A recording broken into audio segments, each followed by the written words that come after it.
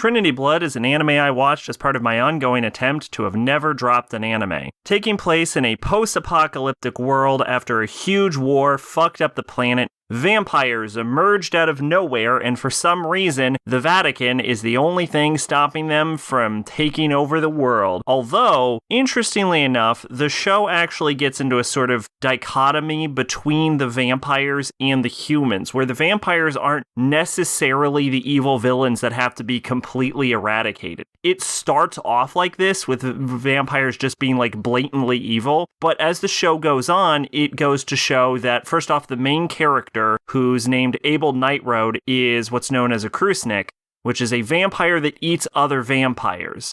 And there's some implications about that we'll get later into the review, but his sister is, as it turns out, the leader of the vampires, but they have like a totally amicable relationship, and his sister is actually pushing for peace between the humans and the vampires. And in fact, there is a current ceasefire between the humans and the vampires, and a very tenuous alliance that not all humans nor all vampires are actually able to get behind. So what the show focuses on less is killing all vampires and more an organization that wants to cause war between humans and vampires and also use that as a way to destroy the world.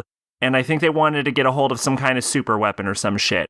Anyway, so there is some implications about the world of Trinity Blood. Mostly that, like, Abel and his siblings are from the pre-war times, and we know that they had something to do with a colony on Mars, but the cause of the war and the source of their powers is kind of never really revealed, and Trinity Blood doesn't really get into the details of its lore or world building pre-apocalypse. So it leaves a lot on the table that it just kind of doesn't address.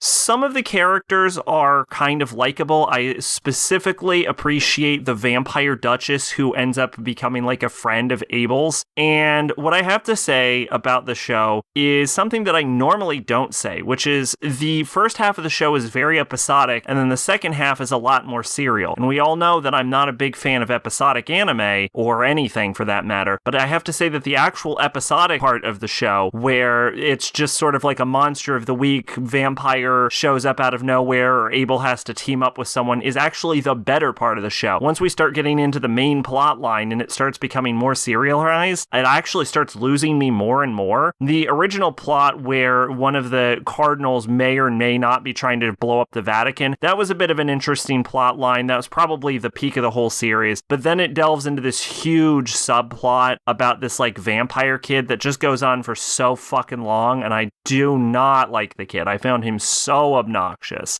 So I actually have to say that it starts strong and then ends weak, and ends very, very weak, because it ends on a cliffhanger where the main character ends up fighting the final villain, and then they like split off, and then at the very end of the show, he's there with like the annoying vampire kid, and it's like, all right, now we're gonna take him on, and then the show ends, and this aired in 2005, so, and I think the original creator might also be dead, so there's no ending to this show.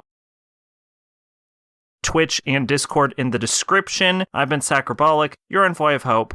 Bye-bye.